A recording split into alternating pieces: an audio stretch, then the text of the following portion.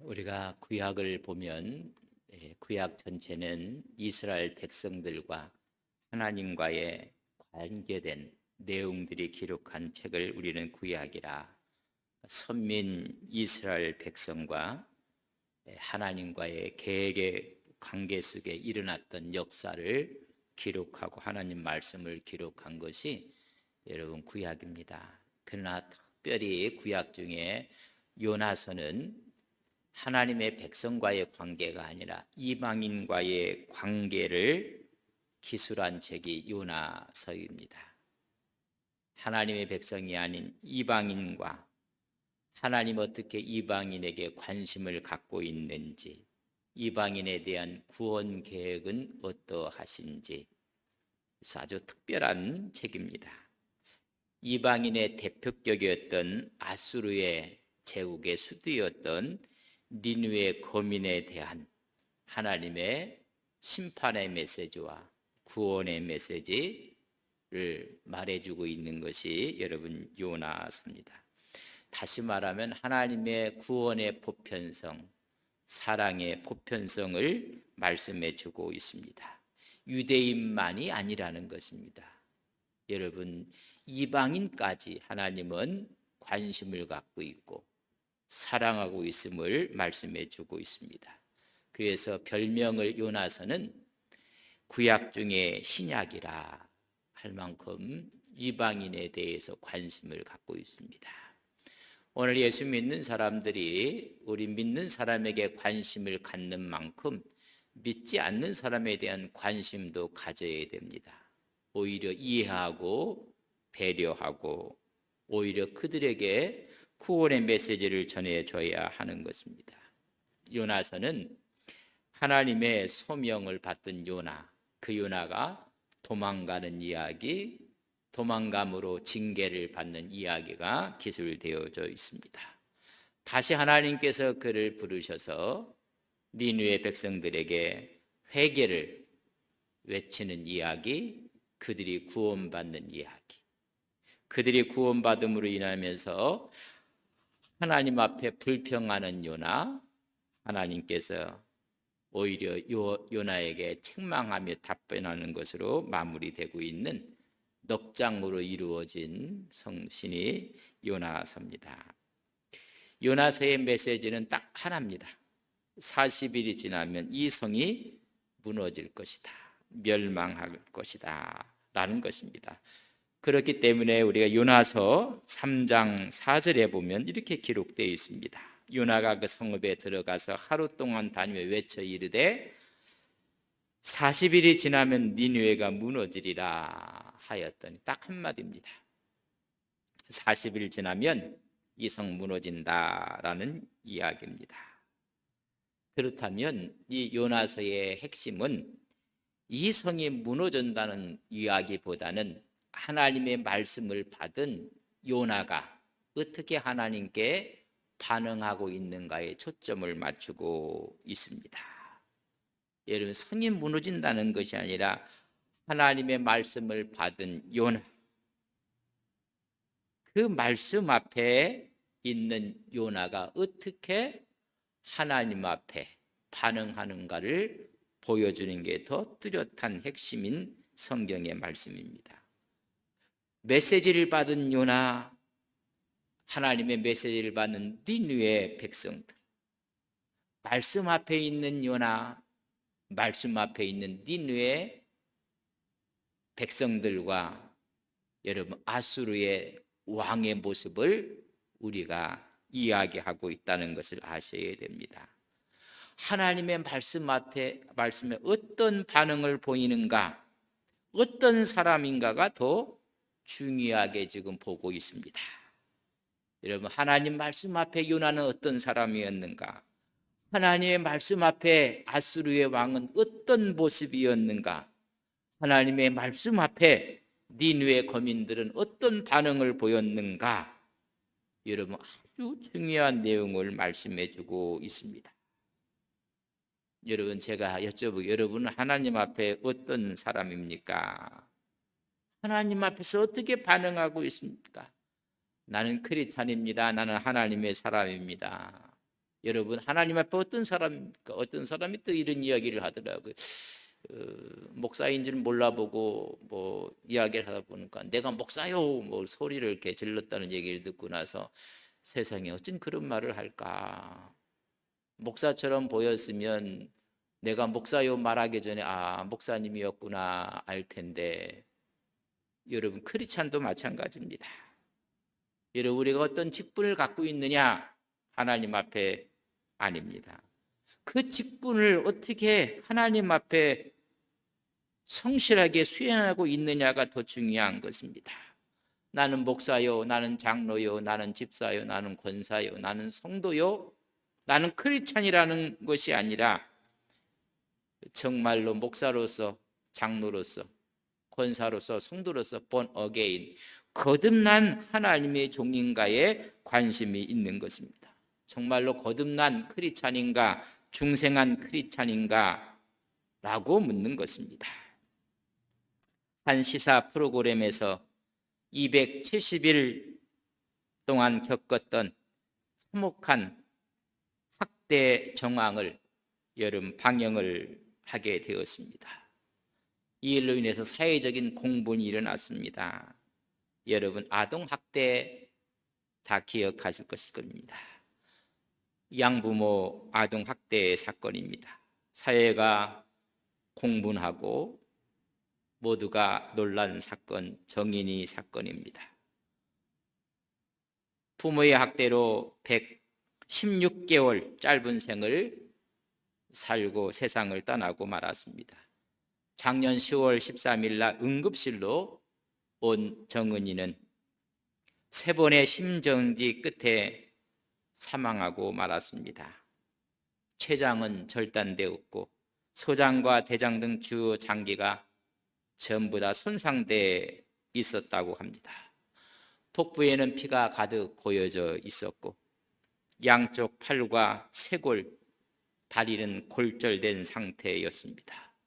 처참한 상태였고 의사가 이건 무조건 학대다, 교과서에 실릴 정도의 아동 학대라고 의사가 이야기를 했습니다.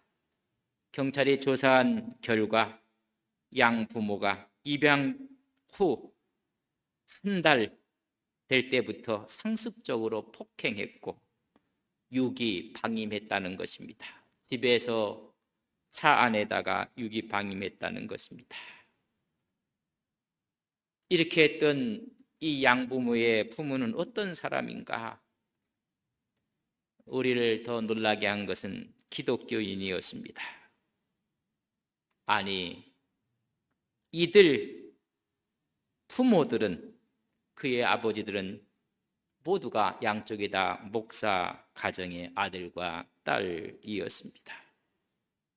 어제 우리 통합 측의 홍보진 기독공부에서 어제 날짜 이면에 이 뉴스가 실리고 말았습니다. 이 뉴스를 실리며 한 네티즌의 이야기를 신문에 실었습니다.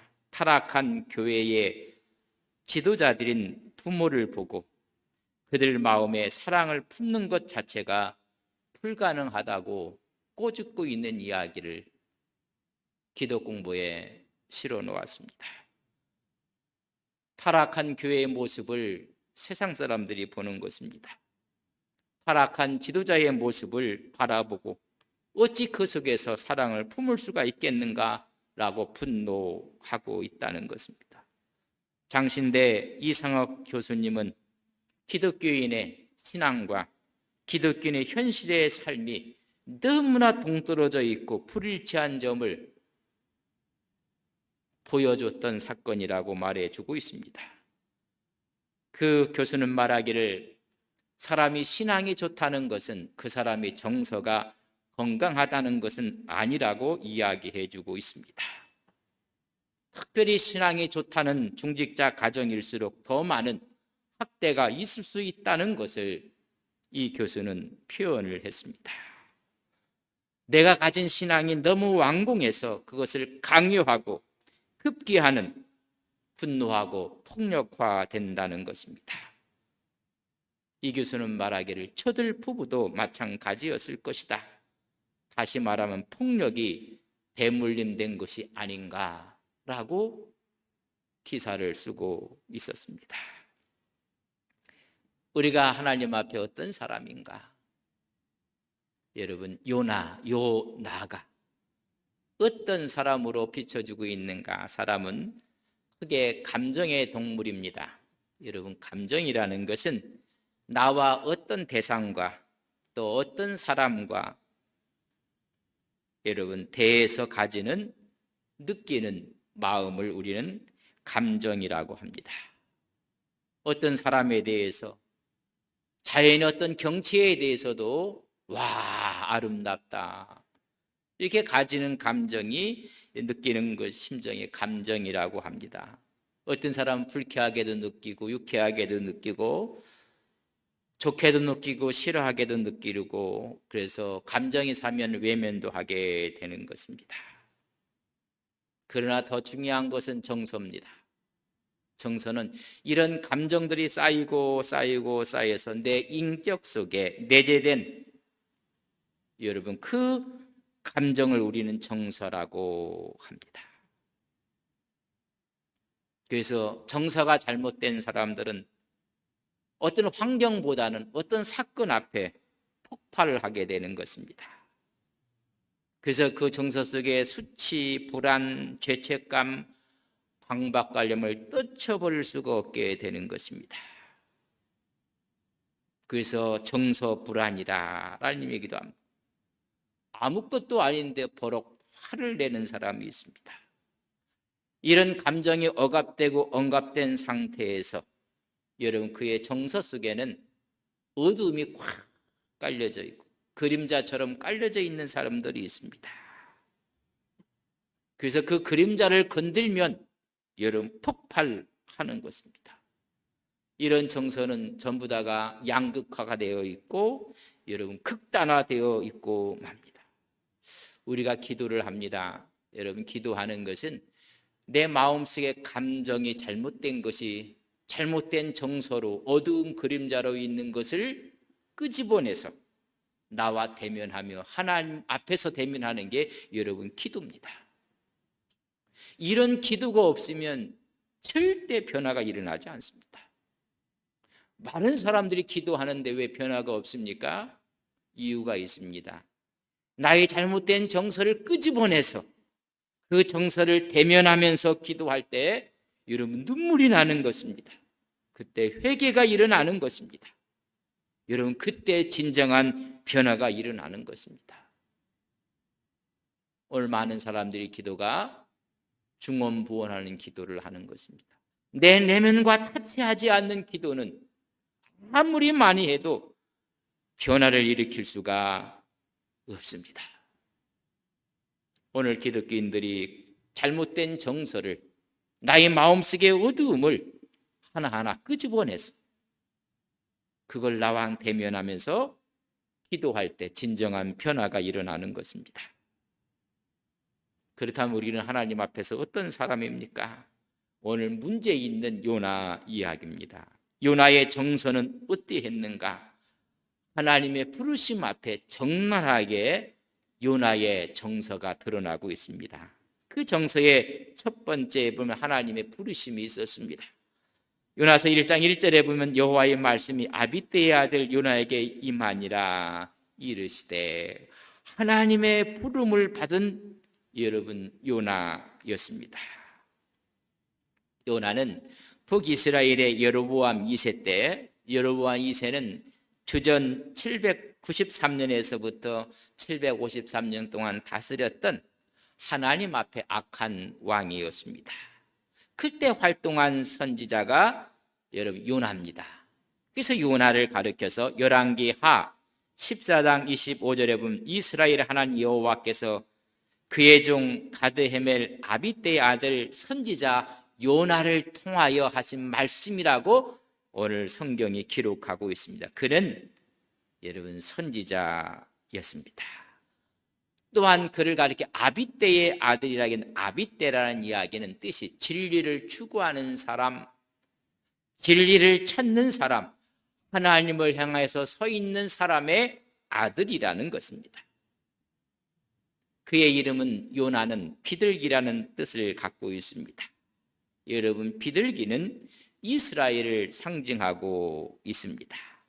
호세아 7장 11절에 보면 에브라임은 어리석은 비둘기같이 지혜가 없어서, 에브라임이라는 얘기는 북이스라엘을 말해주고 있습니다. 이스라엘을 상징하고 있습니다. 하나님을 향해서 서 있어야 될 이스라엘, 그가 요나입니다. 그래서 하나님이 그를 부르신 것입니다. 선지자로 하나님의 종으로 부르셨습니다. 여러분, 수많은 사람 가운데 하나님의 종으로 부르셨다는 것은 영광입니다. 두 번째는 고독과 외로운 삶을 살아가는 하나님의 초대입니다. 그렇기 때문에 부름을 받았다는 것은 영광이지만은 아픔과 고통과 외로운 삶이 있다는 것을 전제하고 있습니다. 왜냐하면 하나님의 뜻을 전하기 때문에 그렇습니다. 하나님의 뜻은 무엇입니까? 잘못을 지적하고 회개를 촉구하고 고발하는 것입니다. 사람을 불편하게 만들기 때문에 외롭고 고독한 삶의 초대인 것입니다. 그래서 피하고 싶은 것입니다. 보낼 만한 자를 보내십시오. 나는 어린 사람입니다 라고도 얘기를 하고 있는 것입니다. 그러나 피할 수 없는 것입니다. 요나가 도망을 갑니다. 여러분, 그러나 하나님의 손 안에 있습니다. 도망갈래 도망갈 수 없는 것입니다.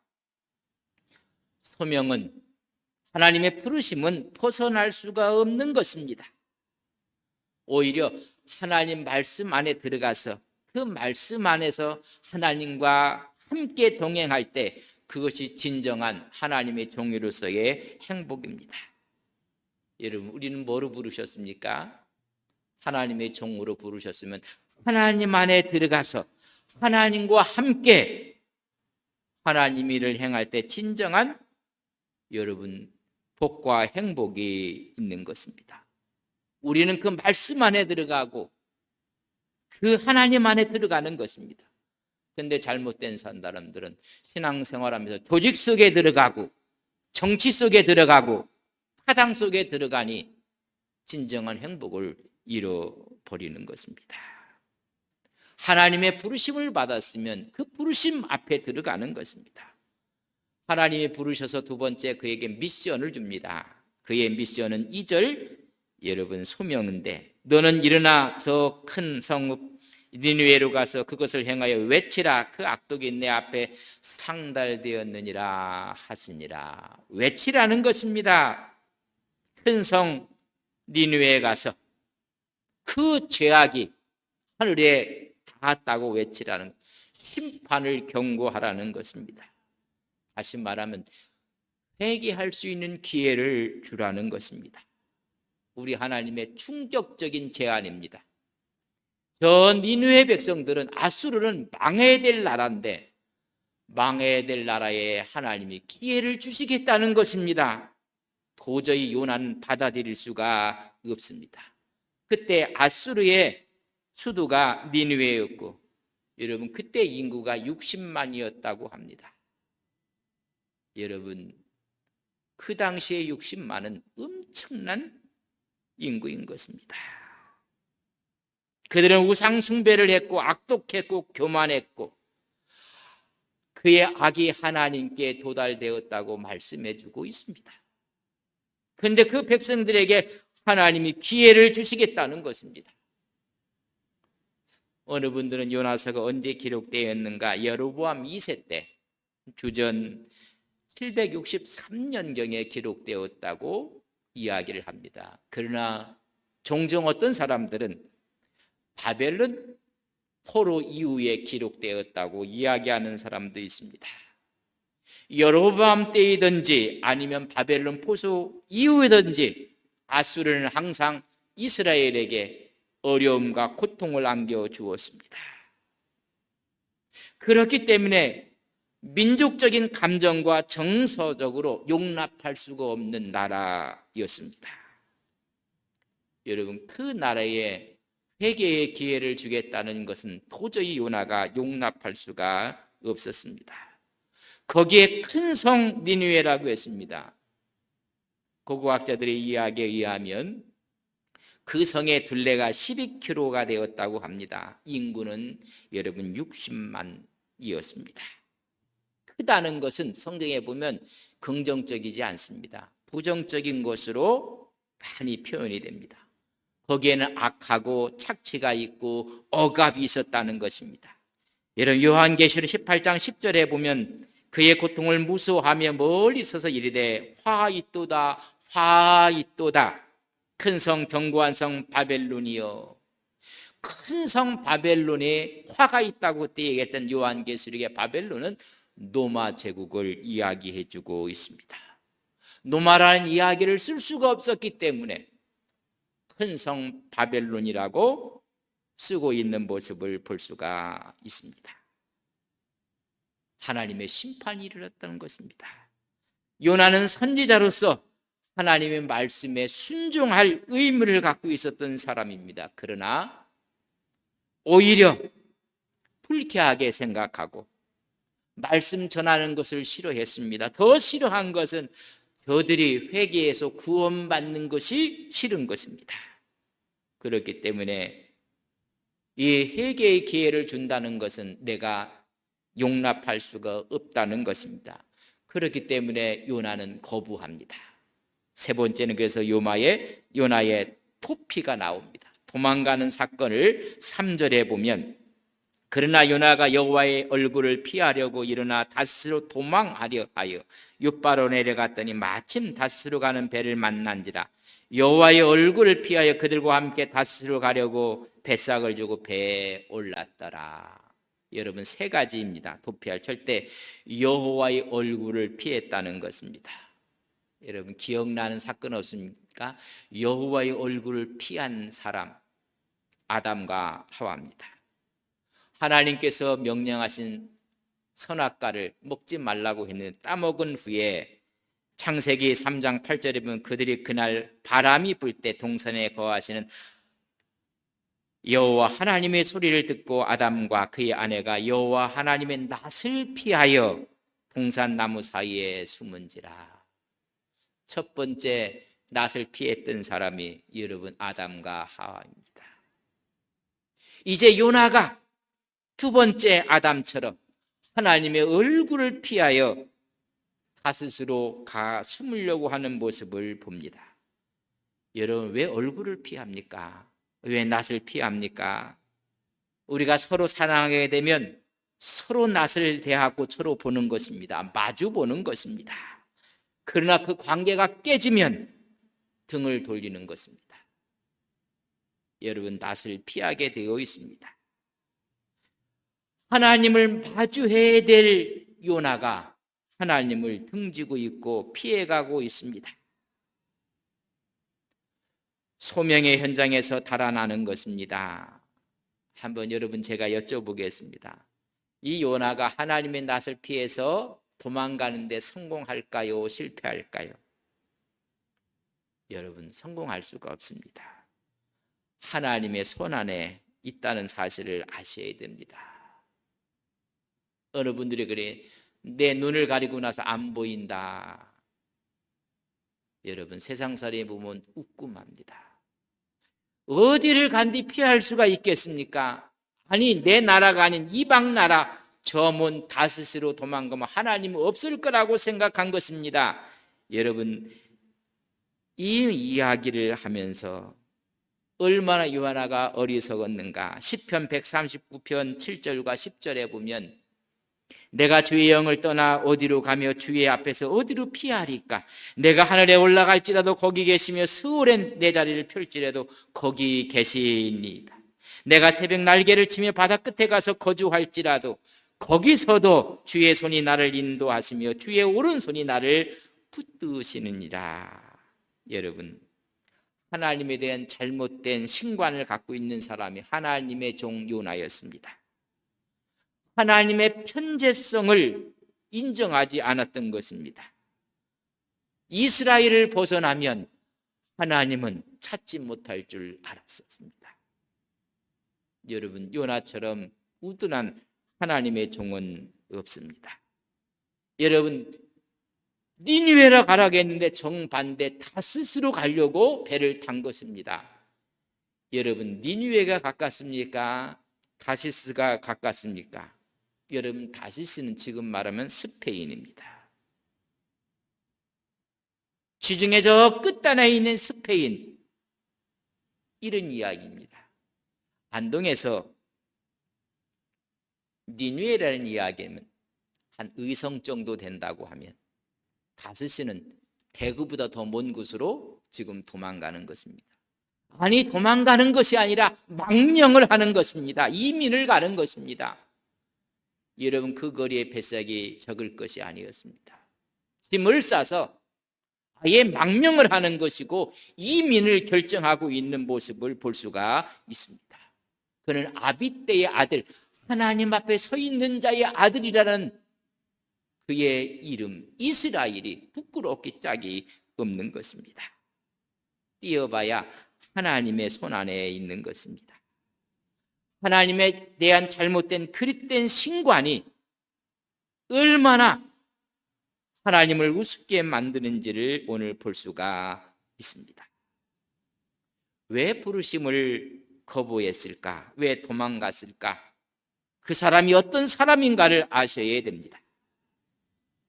하나님의 구원관과 하나님의 주권에 대해서 그는 이해할 수가 없었고 하나님의 인류의 구원에 대한 계획을 몰랐다는 것입니다. 그렇기 때문에 불순종하고 말았습니다. 오늘날 우리 많은 크리스찬들이 이런 우를 범하고 있습니다. 하나님이 원하는 삶을 살지 못하고 있다는 것입니다. 만약 하나님이 원하는 삶을 산다면 교회는 세상에 빛이 되어야 됩니다. 이 어려운 코로나 시대에 그래도 우리의 소망은 교회입니다 라고 이야기를 해야 됩니다. 근데 오히려 사회에 교회가 부담을 주고 있고 걱정거리를 주고 있다는 이 사실 앞에 하나님을 잘못 이해하고 있지는 않는지, 우리가 이 모든 것을 결정하고 방향을 설정하는데 그 기준은 하나님의 말씀입니다. 하나님의 말씀은 없어졌고 자기의 편협한 생각과 편협한 지식 경험을 갖고 모든 것을 재단하는 것입니다. 이럴 때 영적인 삶의 개선은 없습니다. 좁고 한쪽으로만 치우침만 있을 뿐입니다. 오늘 그렇기 때문에 이 요나를 통해서 이스라엘 백성들이 극복해야 될 것이 있습니다. 아니, 오늘 우리 크리스찬들이 극복해야 될 것이 있습니다. 배타적인 선민 사상을 극복해야 됩니다. 편협한 민족주의를 극복해야 됩니다. 잘못된 선입견을 극복해야 됩니다. 오늘 요나가 극복해야 될 것을 극복하지 못한 것입니다. 선입견입니다. 이방 나라에 대한 선입견, 어떤 대상에 대해서 이미 마음속에 가지고 있는 고정관념을 우리는 선입견이라고 합니다. 잘못된 선입견이 너무나 많이 있습니다. 두 번째는 고정관념을 극복해야 됩니다. 굳어지고 정해진 견해와 생각을 우리는 고정관념이라고 합니다. 여러분, 우리가 갖고 있는 것이 얼마나 잘못된 고정관념인지 아십니까? 극복하셔야 됩니다. 세 번째는 편견입니다. 공정하지 못하고 한쪽으로 치우친 생각. 요나가 한쪽으로 치우친 생각이 하나님을 믿으면서도 하나님의 뜻을 거부하고 있다는 것을 말씀해 주고 있습니다. 우리는 먼저 잘못된 생각과 고정되어진 확신과 치우친 판단과 행동을 극복해야 됩니다. 여러분, 이걸 극복하지 못해서 이루어진 한 사건을 이런 측면에서 이해를 한다면 2차 세계대전이 벌어졌습니다. 여러분, 그때 이스라엘은 선민의식이 강했습니다. 우월적이었습니다. 이방인을 사람 취급하지 않았습니다. 이방인들은 짐승 취급했습니다. 지옥의 땔감 정도로 생각했던 사람들이 유대인들입니다. 거기에 게르만족의 우월성을 주장하는 혈통주의 히틀러의 독일 정권이었습니다. 히틀러 정권은 게르만 민족의 가장 우수한 혈통주의를 주장합니다. 그러니 선민 사상을 갖고 있는 유대인이 눈에 가시입니다. 이 지구상에는 선민은 둘이 존재할 수 없다. 선민은 혈통주의를 갖고 있는 게르만 민족이라는 것입니다. 둘이 있을 수 없다고 생각해서 유대인들에게는 더러운 피가 흐르고 있다. 그래서 600만 명을 여러분 학살했던 엄청난 사건은 잘못된 선입견과 편견과 잘못된 고정관념이 일으킨 끔찍한 사건이라고도 해석할 수가 있습니다. 생각이 바뀌지 않으면 여러분 변화는 없습니다. 아니 하나님의 종이라 할지라도 그 생각이 바뀌지 아니하면 변화는 우리가 기대할 수가 없습니다. 당신은 어떤 사람입니까? 하나님의 사람 요나도 잘못된 선입견, 고정관념, 편견으로 인해서 하나님의 뜻을 거부하고 있다는 사실을 아셔야 합니다. 잘못된 선민사상이 얼마나 많은 사람들을 힘들게 하고 어렵게 하는지 아셔야 합니다. 요나는 하나님의 뜻을 거부하고 도피합니다. 하물며 하나님 사랑 크리스찬들도 잘못된 정서와 편견과 고정관념이 수많은 사람들을 어렵게 한다는 것을 아셔야 합니다.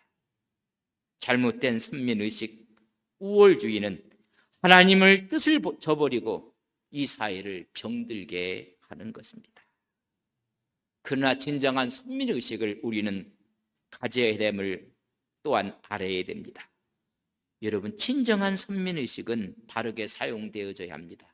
긍지와 자부심을 가져야 됩니다. 그러나 이기적이 않아야 된다는 것입니다. 만약에 이런 선민의식이 이기적인 의식 속에 갇히게 되면 다른 사람들에게 고통을 주고 다른 사람들에게 흉기가 된다는 것을 아셔야 합니다.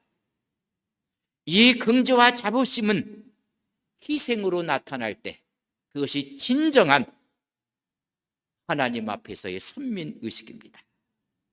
남을 섬기는 일에 그 선민의식이 사용되어지는 것입니다.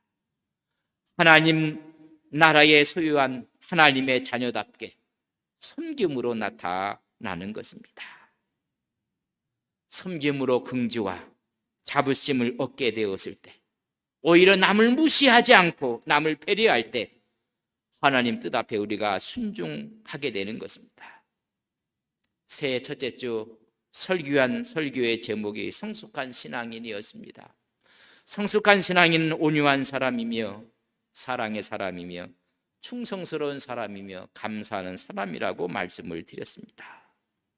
오늘 두 번째 주일 이야기하면서 우리는 행복하고 성숙한 크리스찬으로서 어떤 사람으로 하나님 앞에 서야 될 것인지, 말씀 앞에 순종하며 이웃의 구원을 위해 섬기는 하나님의 종들이 되시기를 주님의 이름으로 간절히 바랍니다. 이웃을 구원이라는 것은 이웃의 건강과 이웃의 행복을 위해서 섬기는 믿음의 종들이 되시기를 주님의 이름으로 간절히 축복합니다.